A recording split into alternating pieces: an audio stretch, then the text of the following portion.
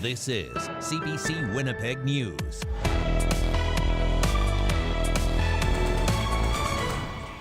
Good evening. Thank you for joining us tonight. It is still extremely cold in Manitoba, and that has groups who run emergency shelters in this province bracing themselves for another night at or beyond capacity. The CBC's Alana Cole spent the day with workers who help people find relief from this frigid weather. In Winnipeg, relentless cold, biting wind, leaving some, like Erica Wayne and Dustin Pigelow, in need of a place to keep warm. They've been staying in their truck. Last night, the wind made it feel like minus 40. We're huddled in one of those safety blankets and a duvet cover, and that's about it. So they ended up here at the St. Boniface Street Link's temporary warming shelter. They say they had car troubles on their way to BC, and this helped. We're very grateful. It's actually like a pretty nice spot here. It's very homey. St. Boniface Street Link's executive director Marion Willis says the shelter has been open a week. They have space for 26 people, including 20 beds. Willis says they've been full every night, and spaces like this are critical in weather like this. Well, this is life-saving, isn't it? You know, I don't think any of us can be expected to spend our winters outside in minus 30, minus 35, minus 50 wind chills and think that we can survive that. We'll stabilize them here for 2-3 days. Okay. Today, outreach worker Mitch Bourbonniere picked up someone staying in a place they felt unsafe. He brought him here. At any time, it's crucial to have places to bring people to that are safe. Regardless of the weather, but it's even more so when we have weather like this, because, people can die easily out there. The Downtown Community Safety Patrol is one of the organizations trying to make sure people who need help get it. They have outreach teams outside around the clock. As you all know, it's very cold outside. Matt Hallchucker says they do everything from giving out warm clothing to taking someone to a hospital or shelter if needed. So we'll be checking essentially everywhere that we can. But late at night, when our teams are out on our overnight shifts, we're going to be checking the back lanes. We're going to be checking the places where people would less likely frequent. So there's not going to be a lot of foot traffic, so people might not be seen. So we'll be checking behind dumpsters. We'll be checking anywhere where there may be a little bit of a warm area, just to make sure that everyone's doing okay. At the Street Links pop-up shelter, Willis says staff are using the time to get to know people. It also creates sort of that opportunity, whether this is a week or 2 weeks, for people to come here, get to know our team, for us to get to know them better, and to really connect people to housing. She says she'd like to see more smaller shelters like this one, so staff has more time to connect with people and find out exactly what they need. Alana Cole, CBC News, Winnipeg. Riley Leachuk joins us now. Any relief in sight, Riley? Well, Janet, glimmers of hope is what I'll call it in the long-range forecast. I'll get to that in a bit. Still, though, have a extreme cold warning in place for Dauphin, Brandon, southwestern Manitoba. Could feel as cold as minus 50 on exposed skin. That, by the way, is frostbite on exposed skin in minutes. We also have a blizzard warning for the Hudson Bay coast. We'll go into detail on that in a little bit. Looking at some of our temperatures right now, we're seeing temperatures mid-minus 20s right now. These are more like overnight lows for this time of the year. Minus 24 already in Melita. Warmer, though, to the north, where we have seen a little bit of snow through the day today. So looking at the projected forecast highs, this is one forecast model's prediction here. As you can see, staying below normal for the balance of the week. But then, Janet, we see temperatures bumping back up to above seasonal by the time we get to next week. We'll talk more about that when I come back. Thank you, Riley. You're welcome. The City of Winnipeg says the northbound curb lane of McPhillip Street near Church Avenue and possibly also the center lane there could be closed for 2 or 3 more days. Crews have been working today to fix a water main that burst there yesterday, sending water and mud gushing into local businesses. Conditions yesterday, remember, felt like minus 34 with the wind chill on exposed skin. Manu Sharma owns Sharma Ji Sweet House and Restaurant. And as you're about to see, the water was knee-high inside his restaurant.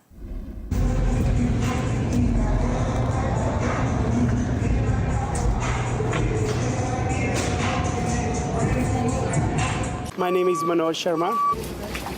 It happened at like 1 o'clock. We were working, all of a sudden the water started coming inside the building.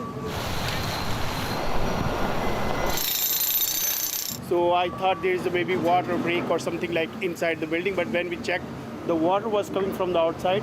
All of a sudden, this water started flooding, and whole strip malls, all the shops start flooding. I asked the neighbor, he said the same thing happening. So we had to shut down the business right away.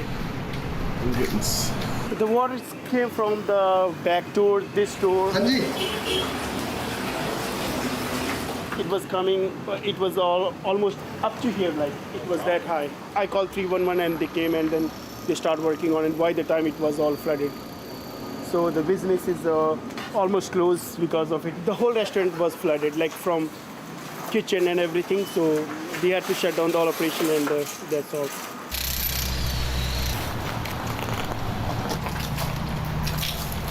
So I'm still hoping what city says and what the insurance companies, how it's going to work. We don't know yet.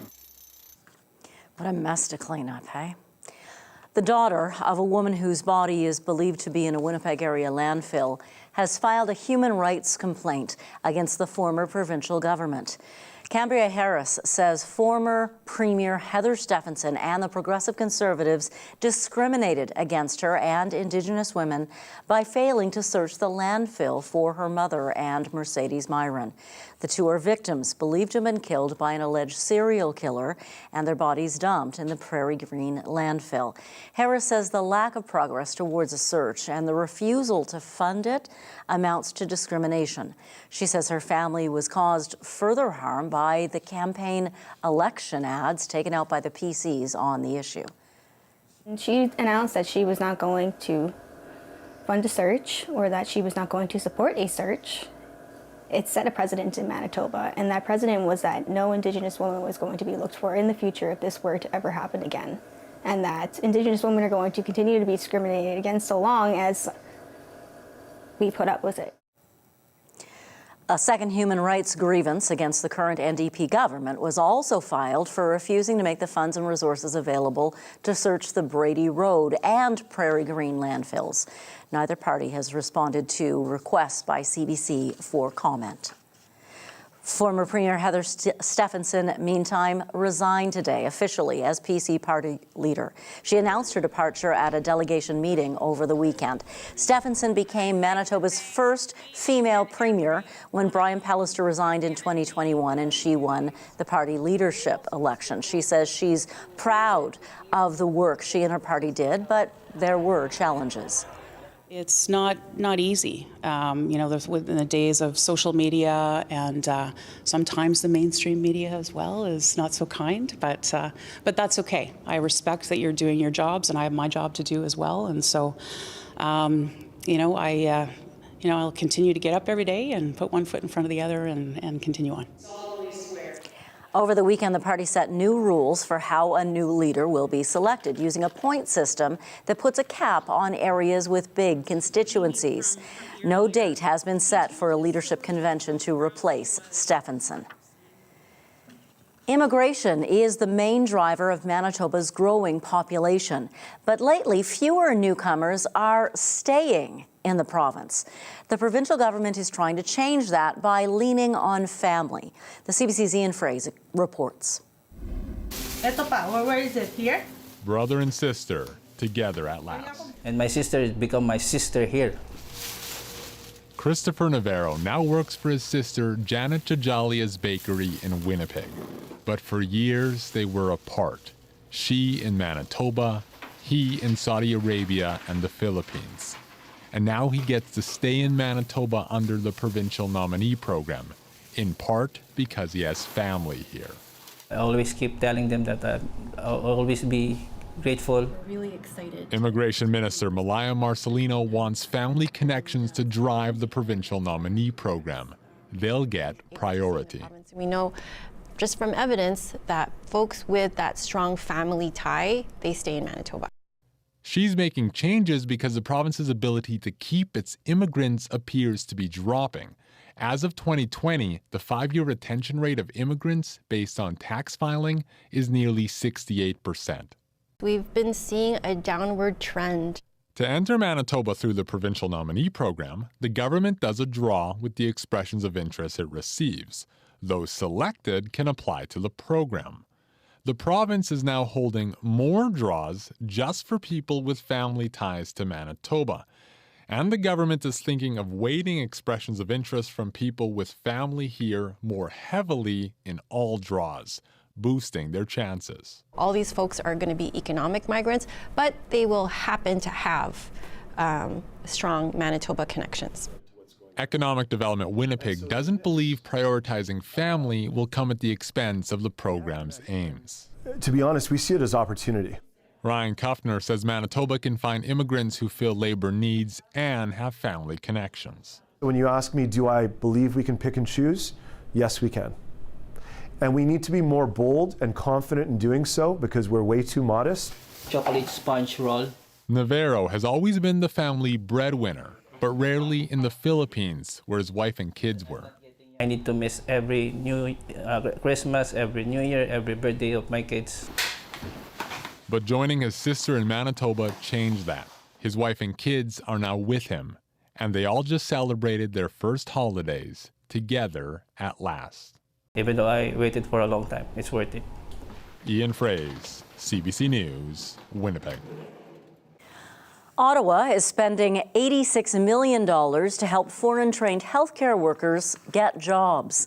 The money will be used by 15 regulatory organizations that study the credentials of international workers. The Association of Canadian Faculties of Dentistry is getting $8 million. Its president, Jim Lai, says right now it takes 2 or 3 years to get foreign-trained dentists ready. Many of them don't need the 2 to 3 years. And that's the hope, is that we're able to actually provide this training, additional training, just to fulfill the gaps that they're missing in about 8 months. That's what we're targeting. So as a result, it's going to benefit the international trained dentists. It's going to be less costly for them. They can get out into the workforce earlier. Federal Employment Minister Randy Boissonnault was in Winnipeg today, meeting with provincial ministers on ways to help qualified foreign workers get jobs here. UNESCO has declared this as the International Decade of Indigenous Languages, drawing attention to the urgent need to preserve and promote them. Southern Michif is a traditional language of Métis people in Manitoba. It is one of Canada's critically endangered languages, and now there's concern its future is even more uncertain. Karen Pauls explains. They're speaking Michif, the traditional language of Métis people in Manitoba, using words and ideas from Cree and French, Ojibwe and English. So we're doing a story. As we're going, we're telling a story, and plus I'm teaching them verbs. This house has been the home of the Master Apprentice program for the last year and a half. Métis elders and students are paid to live and gather here, immersing themselves in the language. They're also taking remote university courses, learning how to teach it to others. Baking, cooking, making soups, bannock. Everything and anything you would do in a day, we try to bring to the house. This Michif language house is the only one of its kind in the world. At least it used to be. Funding for the program was suddenly and unexpectedly cut. And just months away from graduating, they don't know if their tuition will be paid or if they'll be able to finish their courses. Devastating, because where do we go from here, right? As it is right now, there's not that many fluent speakers that are still living. The federal government says it's investing more than $840 million into Indigenous language revitalization in 5 years. But the way projects are being funded is changing. The money now flowing directly to political organizations like the Manitoba Métis Federation. The MMF won't tell us why it's cutting funding to Map House, but says it's reevaluating all of its language programs. Heartbroken for the students, for the elders, for the loss of that space. This academic says immersion programs like Map House really work, especially in combination with class time. Mentor Apprentice is the most evidence-based Indigenous language program out there for adult learners. So I'm hopeful that Mentor Apprentice will actually continue to expand across Manitoba and across the country. For the participants, there's uncertainty and concern for their futures and the survival of their language. It would be good to see the resources get into the hands of the people who can make best use of them, because we're in a really critical position. Without speakers, we don't have the language. It's not going to live. We don't have time to wait. For Michif, time is running out. Karen Pauls, CBC News, Brandon, Manitoba.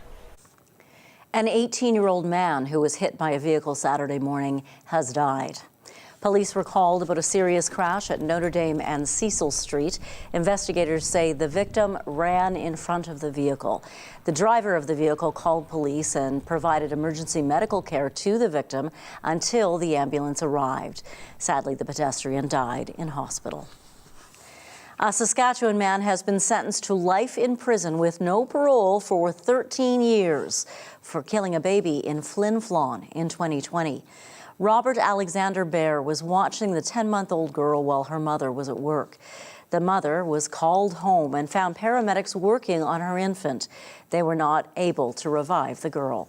Court heard the baby suffered severe trauma to the head. Bear, who is now 28 years old, was convicted of second-degree murder in July and sentenced last month. He was also forbidden from possessing a weapon for 10 years and from contacting the mother while he is incarcerated. Well, this is not kite-flying weather.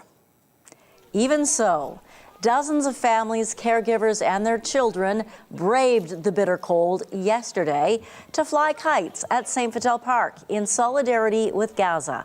The event was part of a global initiative paying homage to the children of Gaza, who broke the world record for most kites flown at once in 2011, when more than 12,000 kites were flown over a northern Gaza beach.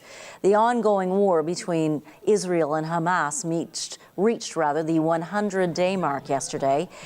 Tarek Abdelaziz says it can be difficult for children to understand that conflict. I want them to stay in touch with this, but I also want them to see that there are other people who believe in what they, believe in and what we stand for. That's great. Not to feel isolated in this, or not to feel that you're alone in this, is really important. The group Family Actions for Palestine hopes to create kids-centered events to provide learning opportunities for young people. A search for a missing Winnipeg woman continued in frigid temperatures over the weekend. Leah Keeper, has not been seen since the summer. Members of the Bear Clan Citizen Patrol Group joined family and friends to search for the 32-year-old who Winnipeg police say was reported missing in November after she was last seen in the city's north end. That was in July. Leah Keeper's my daughter that's been missing since July. She was a health unit clerk. She's a young woman that needs a lot of support from us to find her. It's because that's not like her to go missing this long. She's always connected with me because she knew I was looking after her daughters, so she'd always call and see how the girls were doing. Something needed to be done. It's been since July, and that's a long time. I have siblings who also suffer from addiction, and there's time periods where, you don't hear from them, but it's never this length. So that's the worry. She has kids who love and miss her and need her, and we just want awareness and to bring her home. I'm hoping that someone comes forward. I'm hoping that we're able to get confirmation, see her, bring her home, or at least get positive confirmation that she's okay. So should we try over there? Leah was an awesome person. She's touched a lot of people's hearts. She's a kind soul. She's funny, and her, like I said, her kids need her, and we need her home. Anyone with information on Leah Keeper is asked to contact Crime Stoppers. Winnipeg unveiled the city's new 150th anniversary graphic today. It was designed by Indigenous artist Jordan Stranger. This graphic has a turtle shell outline and Winnipeg's current footprint. It includes the elements of sun and snow, the North Star, and the two rivers. Stranger says he wanted the image to include everyone. Just to think of everybody that inhabits the city. There's a whole lot of culture here, and then we've represented some of that here today. And just to feel a bit more, there's a lot of acceptance to be given and to be had, and that we're all welcome here. This is a community of people that make the city go around. Stranger's graphic also includes a crocus, crops of sage, and tobacco. There are orange footsteps on the path of reconciliation and 7 trees to represent the 7 sacred teachings.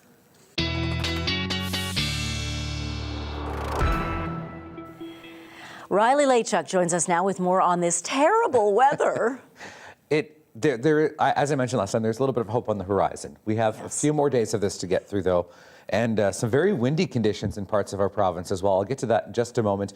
Right now in Winnipeg, minus 21 degrees. We're seeing periods of light snow, some blowing snow out there as well, and hearing that's making some of the streets and some of the bridges in particular extremely slippery this evening, feeling like minus 34 with the wind chill with that west wind at 33 kilometers an hour. Pressure is falling. So I did mention earlier the extreme cold warning in southwestern Manitoba, frostbite on exposed skin in minutes, but we also have a blizzard warning in place for Churchill, York, the Hudson Bay coast. This I expect will be dropped within the next few hours or so. We're seeing winds start to die off a little bit in northern Manitoba, but still we could see some really gusty winds up to 80 kilometers an hour along the Hudson Bay coast. That is because we have an area of low pressure that did bring snow to parts of Quebec and Ontario, spinning over northern Ontario right now, bringing some snow to northern Manitoba. Some of that has drifted a little bit further to the south. We haven't been able to see it on radar, though, because the Woodlands radar station just outside of Winnipeg is not working right now. So we haven't been able to see that on radar, but we have seen some light snow moving through southern Manitoba through today, coupled with those gusty winds. And really what we saw today is what we can expect tomorrow here in the south, as we see on Futurecast here. Starting Tuesday morning with a little bit of cloud cover and some of that flurry light snow activity through the south as we get into the day and into the evening on Tuesday. Starting Wednesday, much the same. We start to see things clearing out a little bit as we get into the later part of Wednesday. Maybe could see a little bit more snow in parts of the north. Looking at winds, pretty strong today, 40 gusting 60 through south central Manitoba. Not as strong here in the Winnipeg area and points to the east, but we did see some very gusty winds to the west as well. Winds looking like we're going to see those start to die off, but still staying relatively strong as we get into the day on Tuesday before we start to see those dropping off in the Churchill region, especially here.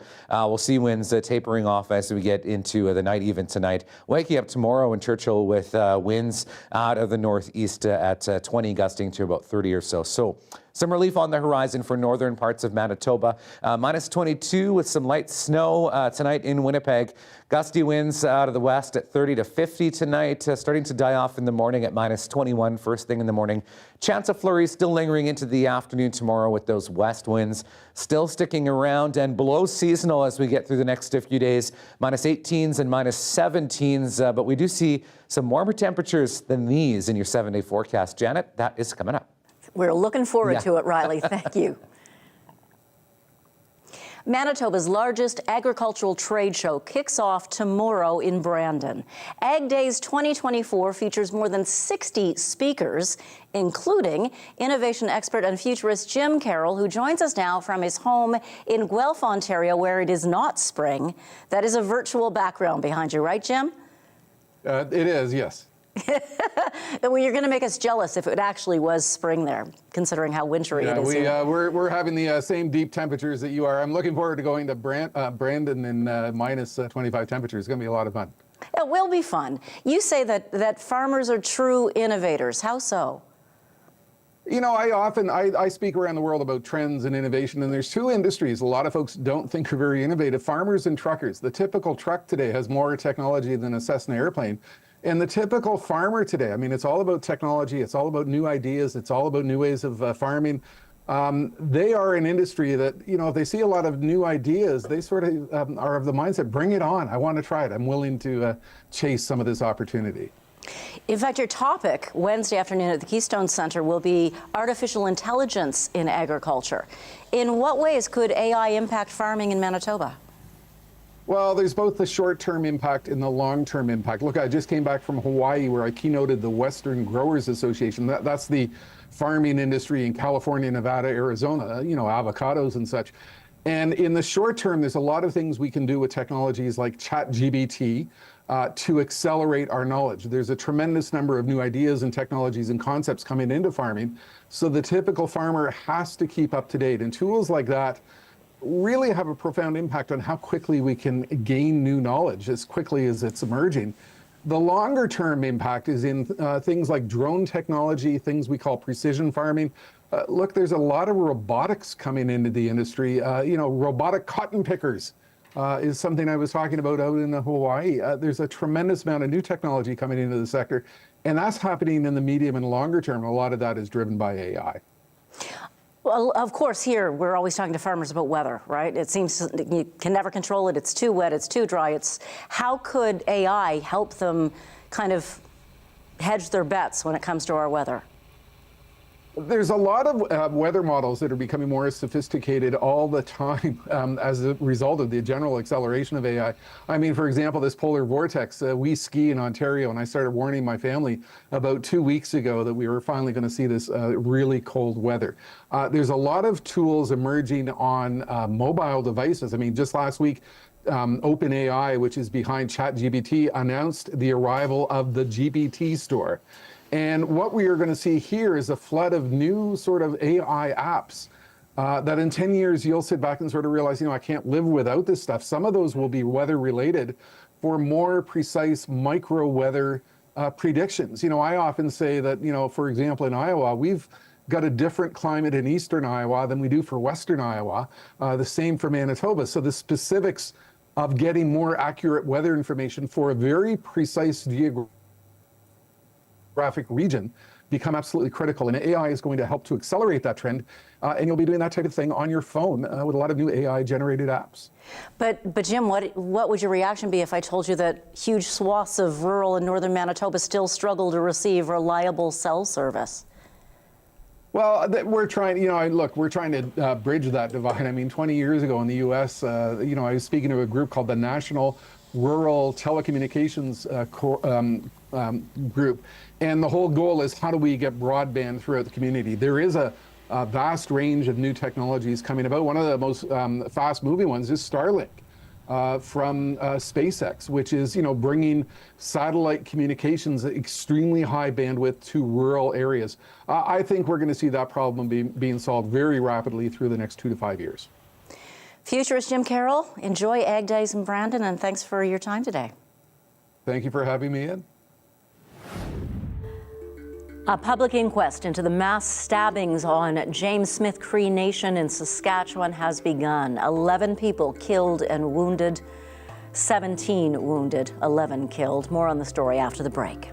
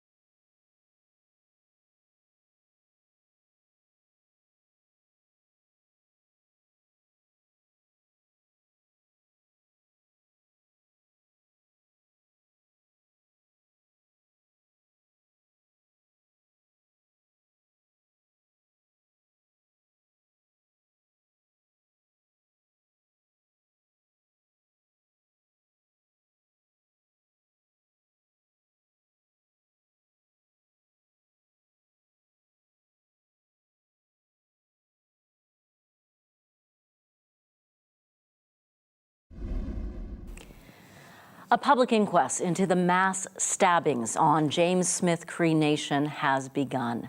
11 people were killed, another 17 wounded in September 2022. The killer, Miles Sanderson, died in police custody after a manhunt. Sam Sampson has more from the city of Melfort.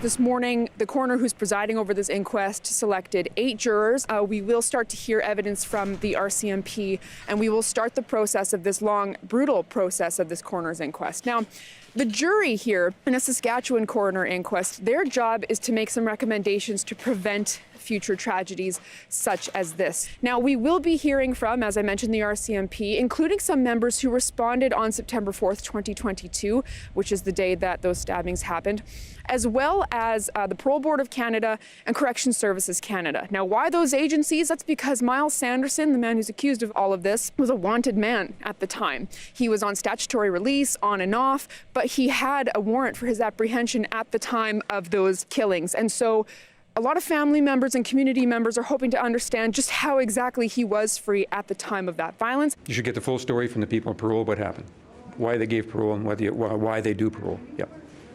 That's why we're having the inquest. If we didn't have an inquest, there's no trial. None of this information would have come out for the public or for the family. So that's the reason for this inquest. It's public, it's transparent, and there'll be lots of information. 32 witnesses, I think, will be giving testimony, so you'll have a good package.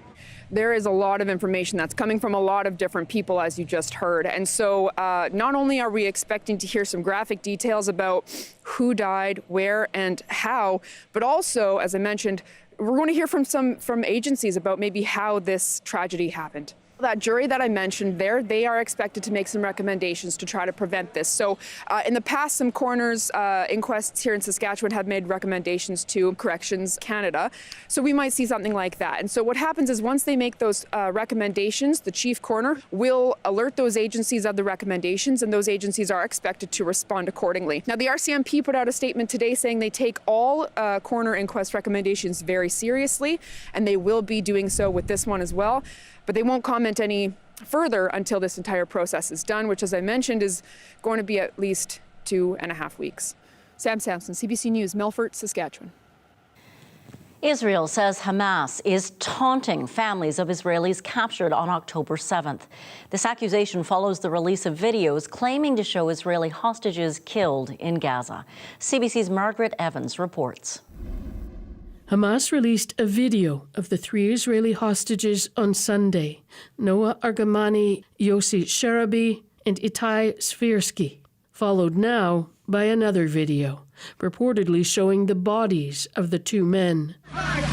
Argamani, who was filmed as she was taken hostage from a music festival in Israel on October 7th, appears under duress in the video, saying the men were killed by Israeli airstrikes.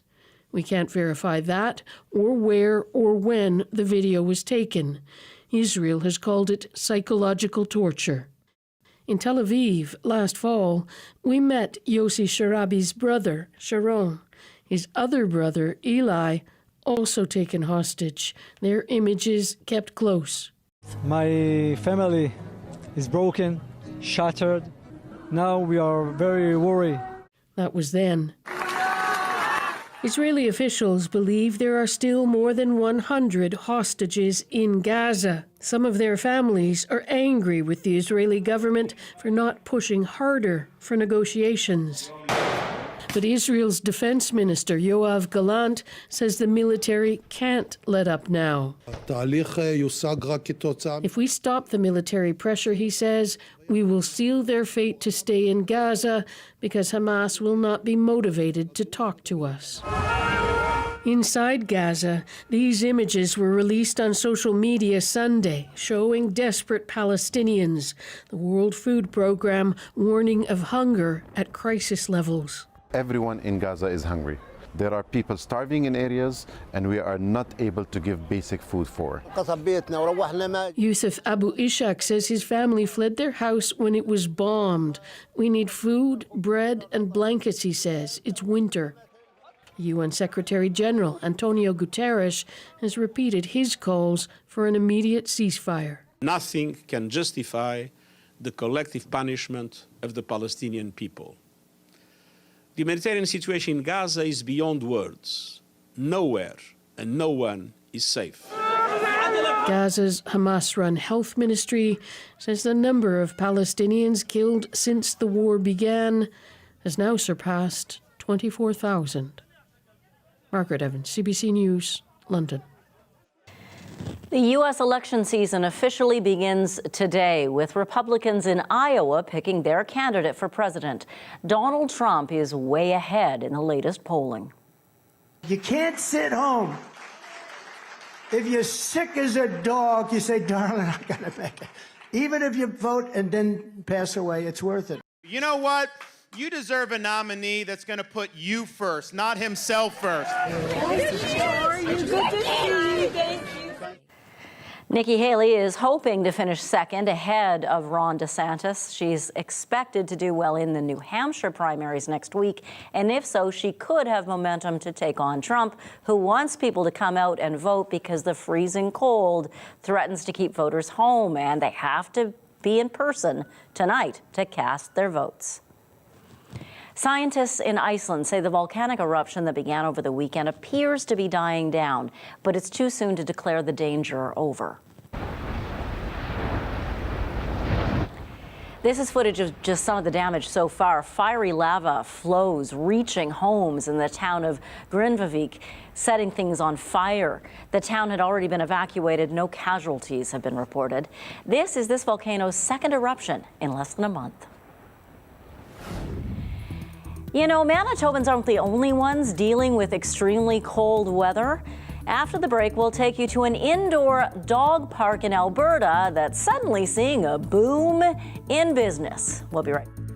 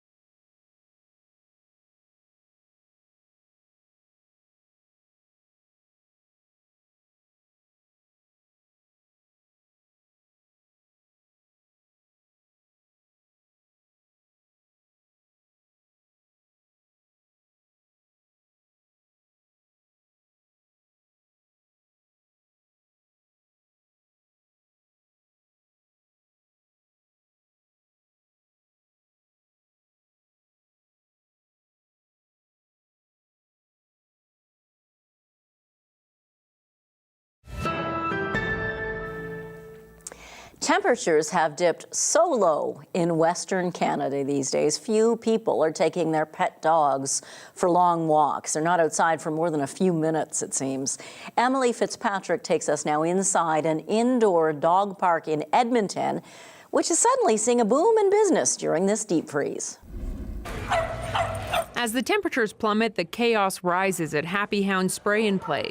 Since the start of the cold snap, the phones at the indoor dog park have been ringing off the hook. We went from pretty steady numbers, good growth, because we're a pretty new business, to just an astronomical increase in phone calls, in reservations. So calls went from, a standard number to over like 200 a day. We've been trying to keep up. Our reservations, we've been booked out. We added extra reservations to accommodate more people coming into the parks. So we've adjusted all that. But yeah, people have just been coming in droves. The park opened in October and has a unique setup. It's split into sections, so big dogs like Rex can splash to their heart's content. While next door, the Frenchies of Edmonton can meet up for some socializing. Many of the owners found their way here for the first time, desperate to get their dogs running after days of being cooped up inside. Very hard. We've been having to play some games around the house. I randomly was searching some indoor places to take him and it popped up. And being it had water, I knew he'd love it. He's almost 6, so it's not the worst, but we bought him some new toys and 3 kids. They just play with him and he runs around the house, and so it hasn't been the worst, but it definitely feels it. He feels the lack of walks and energy. That energy seems to be burning off inside this park, a solution these owners are grateful for, especially with cold temperatures expected to linger for most of the week. Emily Fitzpatrick, CBC News, Edmonton.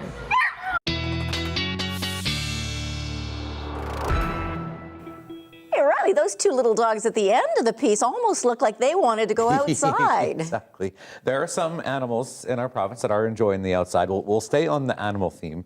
I have some pictures to show you from listeners who sent these into Information Radio this morning. A couple pictures to show you. This one's from Doug in Brandon with Ben and Winnie enjoying the snow here. And Lynn sent this one in of Cricket and Rose getting a little bit frosty. So we love seeing your pictures. Thank you for sending those in to us today. Looking at temperatures across Western Canada, yes, still in the deep freeze across much of Western Canada right now. Minus 22 in Thompson, minus 30s, close to minus 30s in through Saskatchewan. Bit of a warm-up, though, starting to slowly creep its way west from BC in through Alberta. Definitely not the extreme cold in Edmonton like we saw over the weekend. Even our friends to the south seeing some pretty chilly conditions through the Dakotas into Nebraska, even seeing some temperatures close to minus 20. So looking a bit closer to home, around minus 20 around the capital region right now, minus 20 in downtown Winnipeg, minus 23 in Brandon, a pair of minus 22s for Dauphin and Swan River, and looking into the north, temperatures much the same, around minus 22 to minus 25 degrees. Still, we're going to see some periods of snow maybe as we get through the night tonight through northwestern Ontario. Temperatures minus 22 to minus 23 this evening with that snow on and off through the evening tonight. That same goes for southeastern Manitoba. Temperatures around the minus 22 mark. We could see winds gusting up to 60 through southwestern Manitoba this evening. So Brandon minus 24. Not a lot of new snow coming, but certainly some blowing snow coming as well to parts of the west and into northern Manitoba. Some wind as well as some blowing snow through much of the region. Blizzard conditions in Churchill ending as we get through the night tonight. And the snow itself will end tomorrow in Churchill at minus 14 degrees, minus 18s for Flin Flon and the Pas, minus 17 in Norway House. Temperatures and conditions starting to moderate a little bit, but still on the chilly side through the southwest. Minus 18s for Brandon, Dauphin, and Swan River. The southeast looking at periods of light snow continuing tomorrow. This does taper off to flurries as we get through the afternoon, but like I said earlier, watch for those gusty west winds as we get through the day tomorrow. Minus 17 in Steinbach and Sprague, and into northwestern Ontario. A chance of that light snow lingering through Kenora and Dryden. Mainly cloudy, though, in Fort Frances at minus 18 degrees. And a little bit of a warm-up, Janet, comes in your 7-day forecast, and I'll have those details coming up at the end of the show. Can't wait to see them. Thank you so much, Riley. There's a new kind of adapted hockey game coming to Winnipeg for children and teens with limited mobility. How you can get involved in Volt hockey after the break.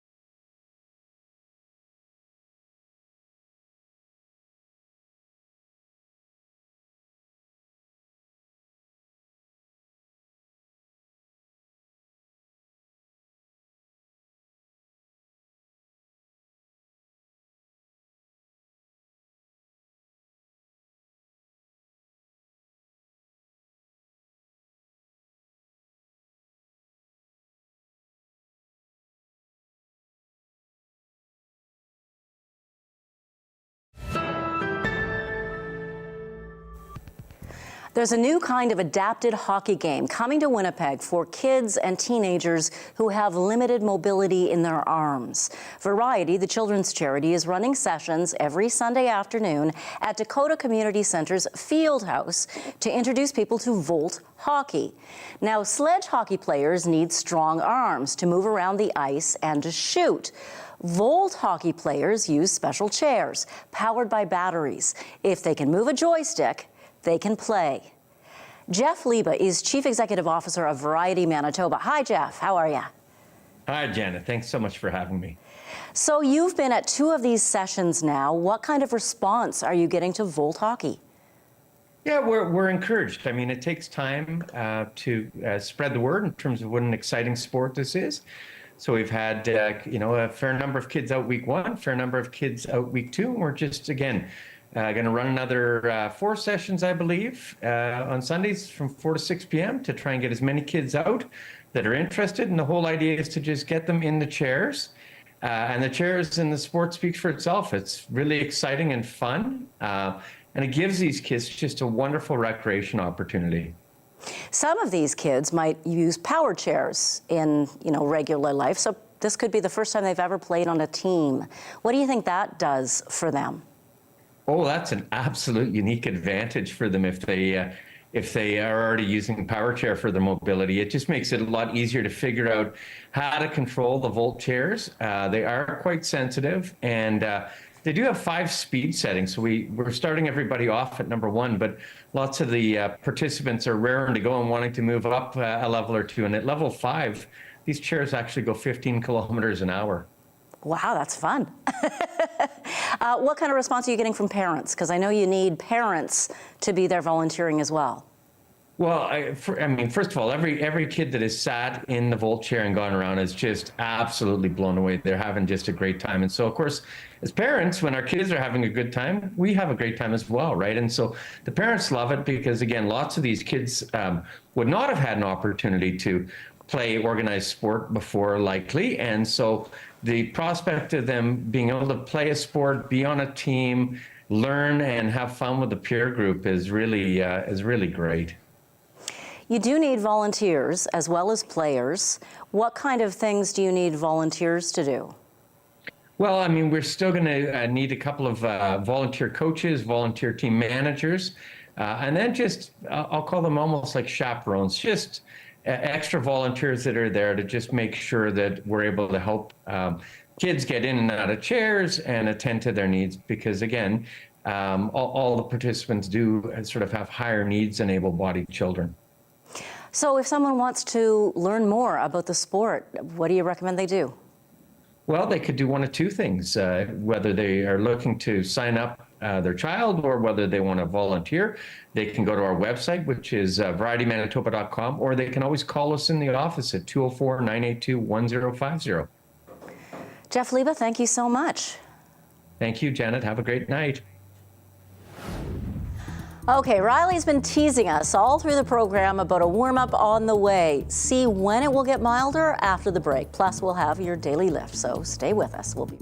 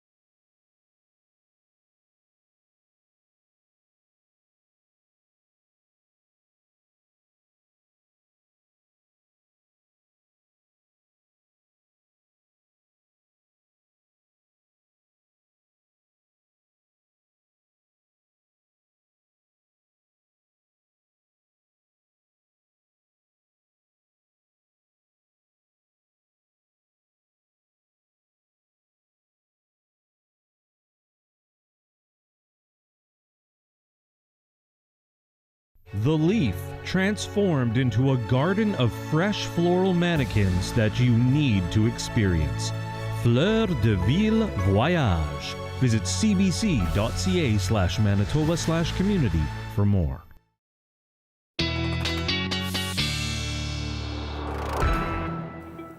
Well, another day tomorrow of maybe some on and off light snow tomorrow. -17 our forecast high. Like I said earlier, watch for those west winds at 30. Could be a bit gusty through the afternoon. Then temperatures staying below normal for Wednesday, Thursday, Friday, but we'll see the sun. And then as we get into the weekend, closer to normal for Saturday and Sunday. -10 by the time we get to Sunday, and a -7 with a chance of flurries on Monday. And that will be above seasonal for this time of the year.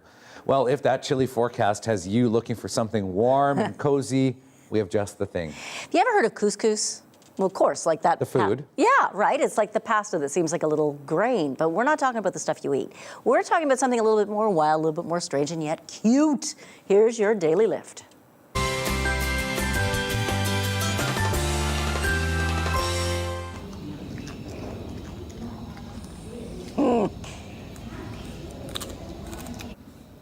That little thing disappearing is a baby couscous hiding in its mama couscous's pouch. The baby is 5 months old. They're rare Indonesian marsupials, part of a Berlin Zoo exhibit. The little cub will spend about 8 months with mom, a lot of that time in the pouch. They're gentle critters that mostly eat leaves and spend a lot of time sleeping. Sounds really good to me.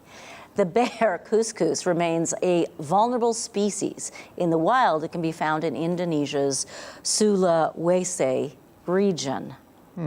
What do you think? Very cute. You think? Yeah. Cuteness, kind of slothness Looks going like I on can there. just reach over and pet it. Just fur. Have a great night. Stay warm, and we'll see you at 11.